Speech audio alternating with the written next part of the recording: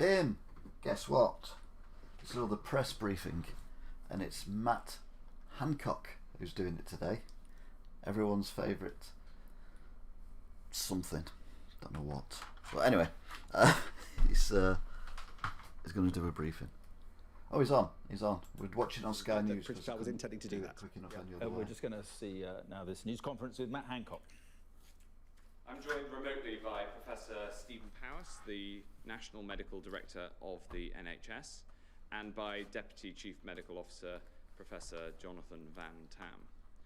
Before turning to progress on vaccines, I'd like to go through the latest data. The latest average number of new cases each day is now 22,287, and I'm glad to say that that is just down on the 24,430 a week ago. I want to thank everybody for doing their bit during this lockdown.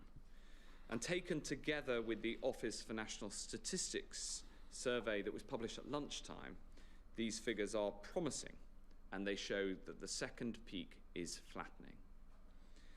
But we must keep our resolve. There are today 16,409 COVID patients in hospital across the UK, and sadly, yesterday, 511 reported deaths. This is a virus that has cast a shadow over this incredibly difficult year. And we've always known that the best long-term answer will be the ray of light provided by a vaccine. After clean water, vaccines are the most effective public health intervention that has ever been devised by mankind. They are how we eradicated smallpox and how we're on the brink of eliminating polio. And each winter, they help our NHS stand firm against flu. Already this year, we've vaccinated more than 12 million people, a record number for this time of year. And because I took the decision earlier this year to double the order of flu jabs, I can now announce that we're rolling out free flu jabs in England to all over 50s from the 1st of December. A reminder, your GP will contact you. You don't need to call them. And I want to thank all GPs and pharmacists for the role that they'll play in rolling out the flu jab, this record scale of flu vaccination program this year. Okay. And this winter, of all winters, it's important that you get your jab, because catching flu and COVID together is very dangerous. I urge anyone who is eligible for a flu jab to get one, to protect you, to protect your loved ones, and to support the NHS. Right from the start, we've thrown everything we've got at the global search for a vaccine against COVID. Quite dull so far. Scientific brains from all around the world have been working together on a solution. And the UK has funded more international support than any other country of any size. We should be very proud in this country of the part that we've played to find a vaccine for all of humanity. There are now many promising vaccine candidates going through clinical trials. And over the past few weeks, we've seen encouraging results from phase 3 trials from Moderna and Pfizer-BioNTech, and from the phase 2 trials of the AstraZeneca-Oxford vaccine. And today we have more positive news. Pfizer-BioNTech announced this morning that it has submitted for emergency use authorization from the FDA, based on phase 3 data, which shows the vaccine is 95% effective with no serious safety concerns. I've no idea what he's talking about. Here, in the UK, the first step of authorising a vaccine is for the government formally to ask the independent regulator, the Medicines and Healthcare Products Regulatory Agency, or MHRA as it's known, to assess its suitability. The MHRA, which acts for the entire UK, is one of the world's most respected regulators. And I can confirm that the government has formally asked the MHRA to assess the Pfizer-BioNTech vaccine for its suitability for authorization. Pfizer-BioNTech have already begun supplying data to the MHRA and will submit their full data in the coming days. I want to stress that the MHRA is rigorously independent, and any questions around their process are entirely for them. This is another important step forward in tackling this pandemic. If a vaccine is approved, it will of course be available across the UK from our NHS. I missed a trick on that. Free I'll do at that the point another of day. delivery, according to need, not ability to pay. Okay. We've procured vaccines on behalf of all parts of our country, and I'm working with the devolved administrations to ensure it's deployed fairly to all across the UK. We'll prioritise groups who are at greatest risk based on advice from the Joint Committee on Vaccinations and Immunisations. I've not really heard And anything it's new worth yet. saying this, the rollout will be a massive logistical challenge, but I know that the NHS can do it, not least because they deliver the flu vaccine programme each year. And the NHS is in the process of establishing vaccination centres across the country that can manage the logistical challenge of needing to store the Pfizer-BioNTech vaccine at -70 degrees. In addition, it is establishing vaccination hubs in hospitals for NHS staff. These two routes are likely to comprise the bulk of the campaign this side of the new year. Then there will be a community rollout involving GPs and pharmacists. Last week, we asked GPs to sign up to deliver local services, and I'm really grateful that so many are coming forward. Our approach with these three delivery models, community teams, vaccination sites, and hospital hubs, this has been devised to be flexible and to reach all parts of the country. And I want to thank in advance this huge team, the organisers, the vaccinators themselves, and all of the admin and logistical staff who are going to be working so hard to make this happen. I know everyone wants to know about the timing and the speed of the rollout. That will depend on the speed at which the vaccines can be manufactured. We know that the manufacturing process for all vaccines is difficult and uncertain. So I've asked the NHS to be ready to deploy at the speed at which the vaccine can be produced. What I can say about timing is that if, and it still is an if the regulator approves a vaccine, we will be ready to start the vaccination next month with the bulk of the rollout in the new year. We're heading in the right direction. Good. But there is still a long way to go. Yes. Coronavirus remains a grave danger right now. Yes. So we must all keep doing the things that we know blunt the force of this lethal virus. Hands, face and space, and if you have symptoms, get a test. And help keep everyone safe until the science can help to see us through to the other side. I'm now going to hand over to Professor Powis to take us through the data. Professor Powis. Thank you, Secretary of State. And today I only want to show a single slide, and that is a slide that I've shown you previously concerning hospital inpatients in England. As you know, and as we have said before, as infection rates rise in the community, unfortunately, the number of people getting sick rises, and for those who are the sickest and need inpatient hospital care, clearly that means admissions into hospital rise too, and the overall number of patients with COVID in hospital. And you can see that as we went from a low point in August, infections in the community have been rising through September, October and November, and that has meant that the number of patients in England has risen. You will see that it stands now at 14,479. And when I presented this slide 8 days ago at the press conference last Thursday, that was about 1,800 less. So we've seen a rise of around 1,800 in those 8 days. You will see from this slide that in the last few days, right at the very right end of the graph, there looks as if there is a leveling off. So that is just a few days' data, and it's important not to read too much into it yet. But you've got to remember that when we do a lockdown, it takes 2 weeks and into next for week. it to But show. again, as I've said So if before, that's leveling off, it takes, might be working. 2 weeks and beyond that before we see any effects of the reduction in infection rates in the community translating into a reduction in admissions and the number of inpatients.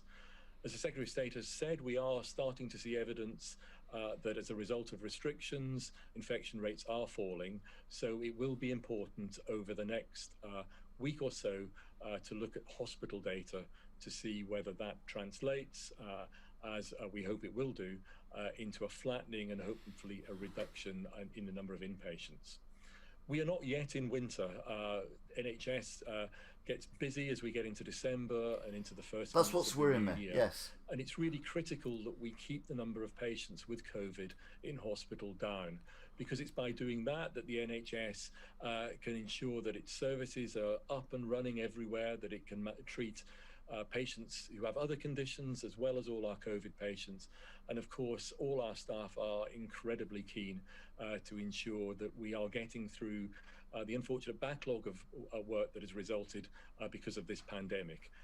So I want to reiterate the importance of us all keeping to the advice, the restrictions that are put in place, because it is by doing that we can best help the NHS to do the job that it always does, which is to provide care for all the citizens of this country. Thank you. Back to the Secretary of State. Thanks very much to Professor Powys. And now we'll go to the first question. The first question is from members of the public. And what about to Stephen from Weybridge. I wanted him to say something. I wanted to use an analogy. ONS stats show us that Black and Asian communities are disproportionately affected by COVID-19. They are 3 to 4 times more likely to die of COVID-19 than those of white ethnicity. As such, will these communities be given vaccine priority after NHS workers, the elderly, and those with pre-existing conditions? Thanks, Stephen. This is an absolutely critical question, and one that the Joint Committee on Vaccinations and Immunisations that advises us on the clinical prioritisation for vaccines has looked at very carefully. And I'm going to turn to Professor Van Tam in a moment, yes, because he has been doing the work on this. He's becoming my man crush, Van Tam. Talking to the he just uses analogies. I love it. This question, but the overall assessment that they have come to so far, based on the information that they have and the interim analysis, which will be updated when the full data is available, is that the most important determining factor in your risk is your age, and of course the need to protect those who are in turn looking after the most vulnerable, the NHS staff and social care staff. And that's the assessment that the JCVI has come to. I'll ask Professor Van Tam now to set out more details. Yay! Yes, thank you very much. There is really relatively little to add to the Secretary of State's answer. It is definitely something that JCVI have considered. It is definitely the case that far and away the biggest risk factor for the likelihood of a bad outcome from COVID-19 is age, followed by the presence of comorbidities, that is, chronic underlying illnesses that place you at higher risk.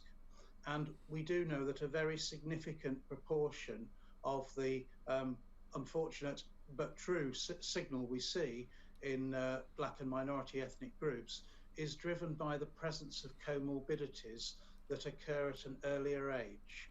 And because the JCVI is very clear already in its provisional priority list that it will be targeting people according to having underlying risk conditions, then they believe that that is the right approach. And I would support that and say that what is now really important is that the vaccine is accessible. I'm trying to read the books on the back that he's got facing front because he's proud of them. Irrespective of their ethnic background, and that people come forwards, and that when they are called, and the uptake is very high.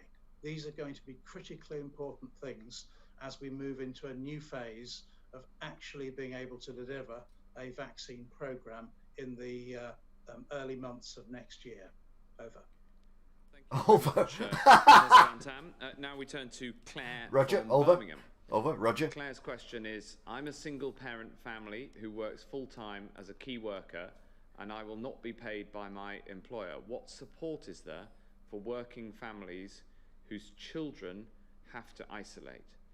Thank you, Claire. Another incredibly important Can't question. spell her own name, can And she? we have put in place a system of support so that if you have to isolate and you are eligible for benefits and universal credit, then so you exciting. can access a £500 support payment for the period that you have to isolate for. And I know that many thousands of people have benefited from that support and that payment so that they can do the right thing, because the self-isolation that's required when you either test positive or a close contact is such an important part of stopping the spread of this virus. Thank you, Claire, for your question. Now we'll turn to Hugh Pym from the BBC. Oh, it's Hugh. We like Hugh. Thank you very much, That's Secretary not of Hugh. State. That's not How Hugh. strict will restrictions have That's to be in Hugh. England after December the 2nd, and over how many days might there be some relaxation during the Christmas season? Thanks, Hugh. We're doing the work on what happens after December the 2nd right now. It's still too early to tell, although we can see from the data out in the last couple of days and also from the ONS survey out today that this is clearly flattening. The peak is clearly, we're clearly near the peak of this second increase and the second wave. So what I'd say is, we're not nearly at the peak. We're not in winter yet, as you said earlier. Those decisions. Over Christmas, I know how important it is for people that we have a system in place, a set of rules that both keeps people safe. Yeah, but you didn't do that also for the allows Jews, you people didn't to do see that their for the loved Asians, ones. the And Muslims, many when they had their people equivalent have of Christmas, family did in you? different parts So of the technically UK, you're being so we're racist working if you think Christmas with is the more UK important, government and when the over three 50% devolved of the people don't do administrations anything to try to religious have anyway. a consistent set of rules across all four nations so that it's easier for people to travel and to see their loved ones. But there will have to be rules in place because we still want to, obviously, we want to keep people safe as well. Can I ask a follow-up to Yes, please do. Tom and Steve Paris on this? I mean, how worried are you both, or one of you, how worried are you about a lifting too much and resulting in too much pressure on the NHS going through January? Well, maybe Professor Powis can answer that question. Yeah, thank you, Hugh. And clearly, as I said, it's important for the NHS that we get infection rates down, because then we can take pressure off NHS services as we go into the NHS winter in December and onwards. So as I've said previously, the government will be lifting the current restrictions on December the 2nd, but I am sure we will not be going back to normal. Further restrictions will be required. It's important for us that we see numbers of admissions stay down. The public once again has responded this time round as it did in the spring. We want to ensure that we keep those gains and we keep the pressure off the NHS. But as is quite right, the decisions as to which particular measures need to be in place needs to be a decision for our elected representatives based on... Apparently they don't know the questions before they get asked, but yeah. But would the press be Thanks very complicit much. with The that? next Because question they're always trying to from, catch them Thomas out. Clark at ITV. Oh, there he is. Hey, Tom. Thank you, Secretary of State. As you say, the numbers from the ONS survey today do show the outbreak levelling off on average across the country. But It'll be beard about 3 years. The south Bald, east, the east of England, beard, the numbers glasses. are still going up. It does beg the question: Might be whether 3 the months days the way of this the is going. lockdown impact. Does the outbreak have to be flat or falling in all areas for us to safely ease lockdown restrictions before Christmas? Well, Tom, I very much hope that the numbers will start to fall. We've seen that levelling off that you describe. We've seen the change in trajectory in all parts of the country, in all parts of England, I should say. We watch each day's data vigilantly. We're just at the point where we're starting to be able to get a picture of that flattening, which is clearly good news. But obviously, I want to see that starting to come down. It might be Professor Van Tam might be able to add something to this in terms of expectations, because I try very much to look at the data that we are seeing and the data that's. Shut up and let Van Tam use an analogy. Each day, rather than I need my daily analogy. Rather than trying to make projections myself. Yes, thank you, Tom.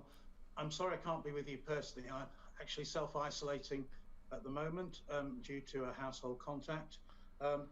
You're quite right in the way that you interpret the latest ONS data, but they are from the weeks 8th to the 14th of November. So they are a few days behind where we are now.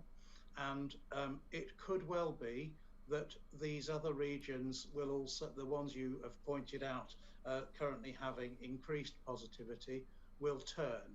I would expect them to turn, but we have to see that in the data. What I would say is that overall, clearly it is an improving picture. That's the converted garage then if he's at home. Early signs that the epidemic is beginning to level, but we should be cautious about interpreting that.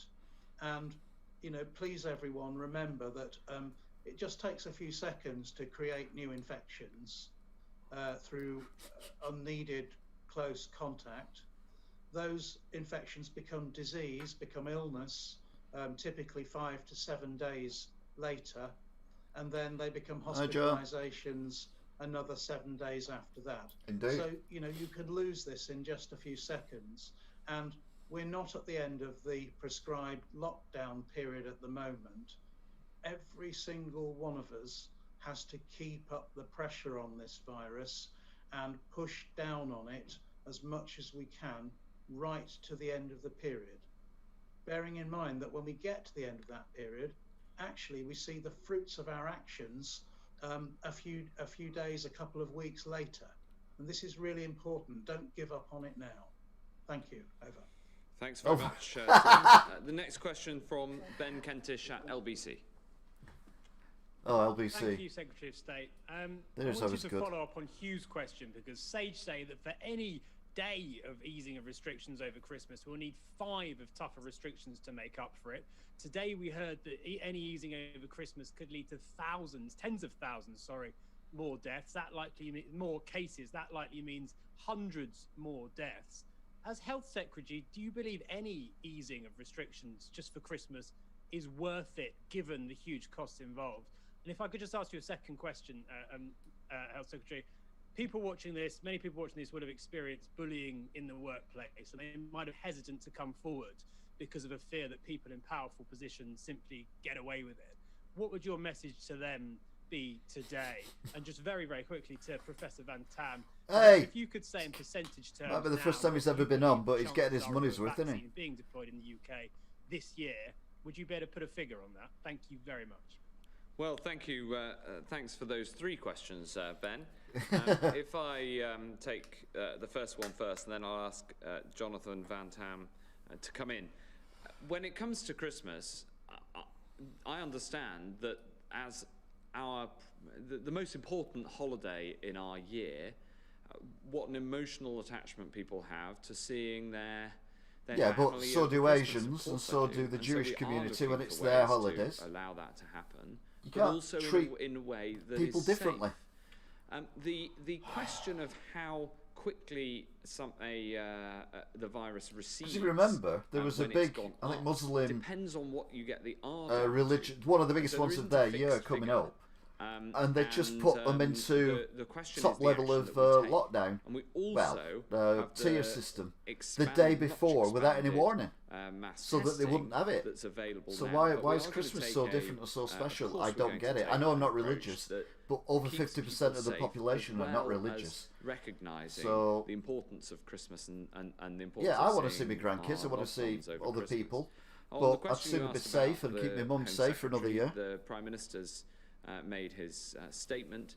The Home Secretary has apologised for the upset caused, and I think what I would say is I think it's incredibly important that everybody is treated with respect in all circumstances. If I ask JVT to answer the third of your questions. Thank you, Secretary of State. I think I'll just add a little bit of colour to the question about Christmas first, and say, look, you get his baubles out. The government tinsel around his neck. Wants to bit of colour. Give us a break to some extent at Christmas. We as citizens all want something of a break, but there are no magic numbers about, one day of Christmas, n days of payback in terms of lockdown.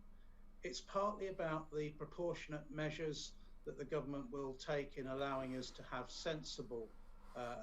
sensible Christmas. God, I've not seen a roll mile for ages. And whether we follow the rules that are then put in place for that period. And if people don't, then the first scientific principle is that things will go back up again. And that's really, I think, the key message, that there's a dual responsibility here. And there's no magic number about how many days this is going to cost us. So we shouldn't frame it that way. Don't forget to like, share, subscribe. About, certainty about vaccines before Christmas. We do have a certain readout on the Pfizer-BioNTech vaccine, which we have contracted to obtain for the British people. We are waiting the MHRA authorization, or at least consideration of whether it can authorize the vaccine. That is a matter for the MHRA that I'm not going to speculate on, and it will happen at the speed of science. It has to happen in their own time. That's an analogy. Speed of science. I'll take that one. To get on with that. We don't know numbers of vaccines. No. That's of course always in the hands of the manufacturers. Obviously. About what they can produce, and it's in the hands of the manufacturers and the regulatory agencies around how quickly batches can be released for use if they are authorized. And it's pointless us speculating on that at this point in time.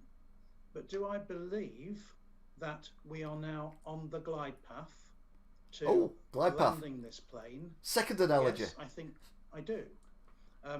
Do I accept that sometimes when you're on the glide path, you can have a side wind, and that the landing is not, totally straightforward, totally textbook?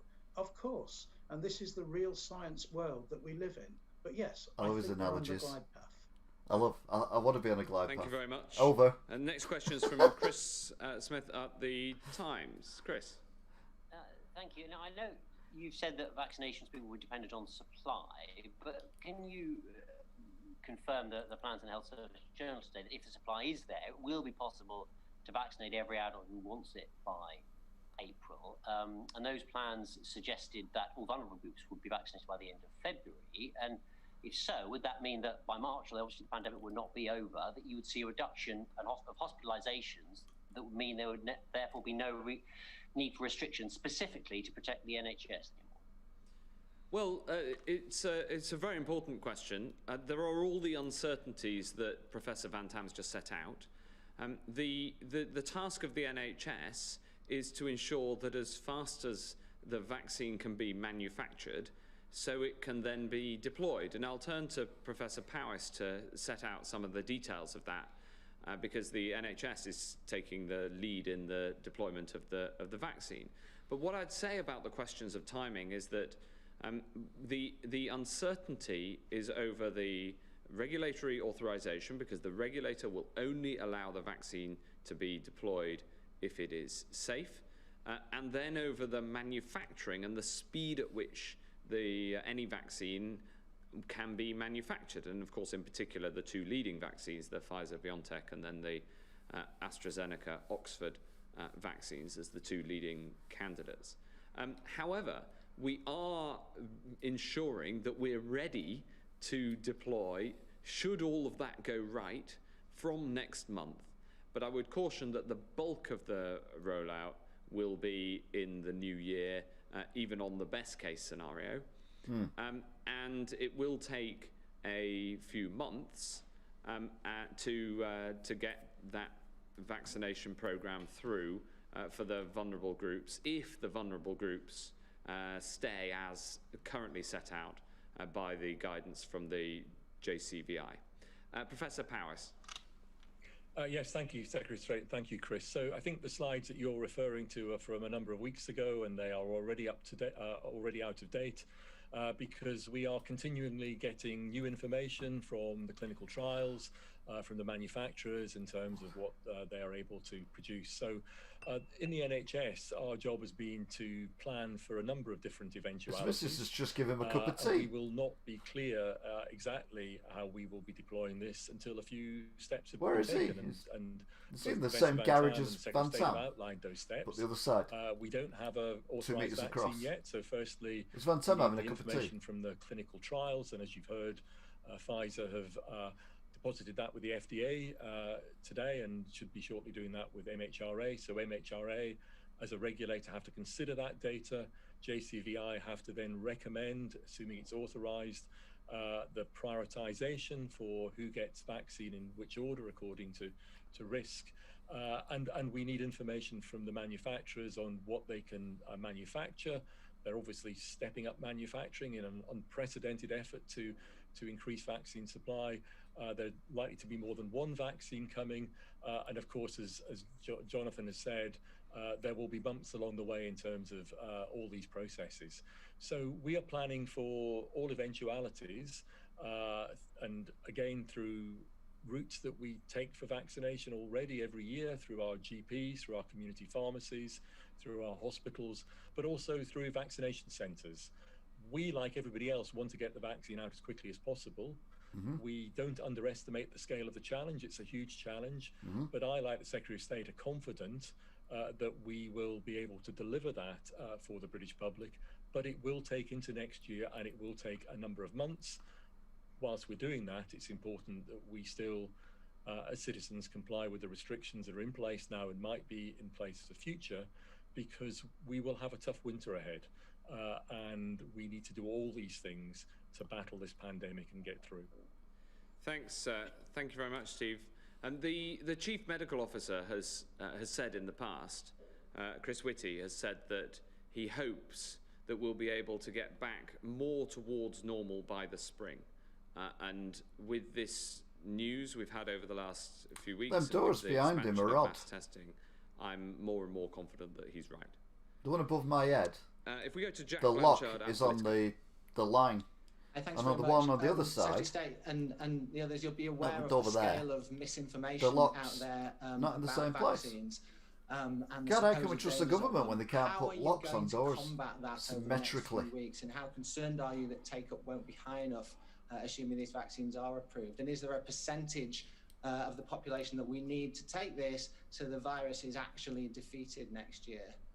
And just on Priti Patel, if I may, just for you, Secretary of State, what is the point in having an independent advisor on ministerial standards if the Prime Minister is just going to ignore that advice when it's one of his mates in the firing line? Well, I've answered the question on the Home Secretary, and the Prime Minister has been clear that he doesn't think that the Home Secretary has broken the ministerial code. On the substantive question about the vaccine, I'll turn to Jonathan Van Tam in a second, because he's been very clear about the best way to explain to people the benefits of having an analogy, having a vaccine, and all of mainstream science supports the use of vaccines where they're safe, and that's the thing. Safety can be assured by the fact that it can't be assured that no vaccine will be rolled out unless it's. If someone's had a vaccine for less than 6 months, how do we know that's not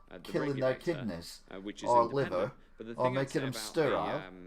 The way that we discuss this is that and there's that's a why it huge takes so long amount of to get vaccines that out. Has gone on and is going on in terms of ensuring that the objective, factual information about a vaccine is made available, and to ensure that that is the information that people can have access to, rather than things that aren't true. And scare stories that are put out. That's not a scare story, that's a fact. We don't know what the long term is to reassure on this vaccine because people have not had it long term. Like me to talk about it, but it's for those who are the real experts and the clinicians, like Professor Van Tam. Jonathan. I mean, how many drugs have governments given people over Jack, the decades saying they're my safe, and then lo and behold, they've got a ago, side effect. There are even doctors which I think recommending with, smoking in the Professor Ray 1950s. from the MHRA. Yeah, I'm Dr. So-and-so, and I recommend part-drive cigarettes. Absolutely no difference. They're really good for your in throat. terms of the rigour and the standards they will apply to COVID-19 vaccines as to any other before they authorise them. And I was very clear that I will be very happy with their authorisation and very happy, indeed eager to take a vaccine myself, and will be telling my mum to do so. And that, I think, is a really important message. On vaccine misinformation, I just don't propose to give it any airtime because it is just that, misinformation. And judging by the correspondence I've had from members of the public in the last couple of weeks, it is clear that there is much more anxiety about when vaccines will be available and where people are on the priority list. And I understand that anxiety. And what I would say is if we can obtain the vaccines at the scale which is reflected in our ambition, and if the NHS delivers them in accordance with the challenge set down by the Secretary of State, that the only thing that will hold us back is supply, then in actual fact, people shouldn't worry too much about where they are on a priority order, because the difference between being, this level versus that level will be 1 or 2 or 3 weeks. It won't be very long at all, because we intend to move with as much pace as we can possibly muster. Over. Thank you very much, Professor Van Tam. I just add one I don't know, Matt Hancock's keeping a straight on the face. international studies that look at people's enthusiasm for vaccines in different parts of the world, the UK ranks quite near the top. Now, of course, I'd like that to be higher still, but we should have we should have confidence in our scientists and our clinicians that, given the thousands of people that these vaccines have already been trialled on. Tens of thousands. We're talking millions. In terms of a take-up percentage, the honest answer to that is we don't know. I'm asked this question all the time, and the reason that we don't know is that in the trials they can test and measure how effective a vaccine is at protecting an individual, but what they can't measure is how much it reduces the transmission, and until we know that, which we'll only know once we've rolled it out at scale, he's trying to hide them door locks now, isn't he? Vaccine on and therefore won't know how big a proportion of the population. Yeah, you're both then. Oh no, I see them both again. I see what I mean. They're not in the right place. To end the pandemic. What we will know is that it will protect, in the case of the Pfizer vaccine, 95% of people over the time period that it's been measured. We don't know how long that protection lasts for, so we'll have to stay vigilant to all of these things and keep measuring the impact. But the good news is that we've seen over the last 2 weeks some really very promising results, both from the Pfizer-BioNTech vaccine and from the AstraZeneca-Oxford vaccine, and that means we're now able to plan with increasing confidence this rollout by the NHS. Thanks, Jack. Finally, Will James from Reuters. Oh, Reuters. Hi, thank you.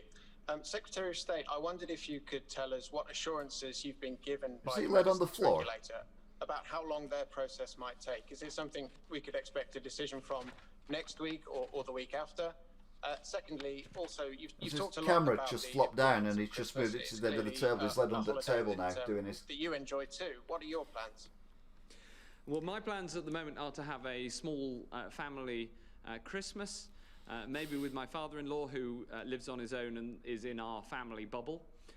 That would be allowed under the existing rules, and I'm very respectful of the work going on, which is being led by others to to see if we can get a UK-wide approach. So that's why I'm reluctant to comment any more on what the Christmas arrangements might be, because I just think it would be such a boost to the whole of the UK if the 4 nations, each responsible for healthcare in a devolved way, can come together and agree a set of arrangements that's both safe and careful and sensible, but also allows families to see each other at Christmas.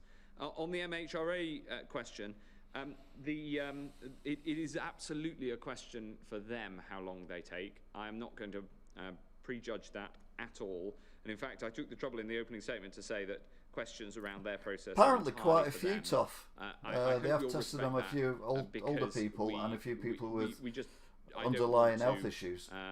Not many, obviously. Even give any impression of trying to I'm still not convinced. Impinge on their independence. It wouldn't work anyway, even if I tried. And so I can't answer that question. But what I can do is say that given the Pfizer-BioNTech application in the United States to the FDA, that has given us the confidence, and with their data releases over the last few days, that has given us the confidence formally to start the process here, which by law first requires the government to ask the MHRA to consider an authorization, and I'm delighted that we've been able to announce that today. Thanks, Will. Thanks all for the questions, members of the public, members of the press. Thank you for Professor Van Tam and Professor Powis for so ably fielding questions virtually.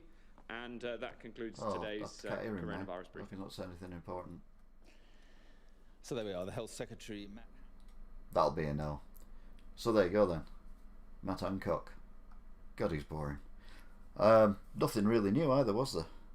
That was quite an under thing. So yeah. Have we learnt anything? No. I've not learnt anything. Have you learnt anything? Yeah, I'm with you, Tough. I'm like, how do they know whether or not it's going to have long-term health effects when they've only tested it on people for a few months? It's like, you just don't know, do you? So yeah, I'm not convinced yet. That said, you know, I think with the very elderly, like my mother for example, I think long-term health effects is probably worth the risk for her to have it. But I don't know. I don't think I'd want it. So, well, she's 85. So yeah, I'm very frail. So yeah, I think I'd let her have it, but I wouldn't have it, which sounds really bad. But it's the long-term things that I'm worried about. Well, you can't see them doors, can you? That was on about. You can just. But that one there is in the underneath the panel, and then that one there. Oops. There is not underneath the panel. It's to the side.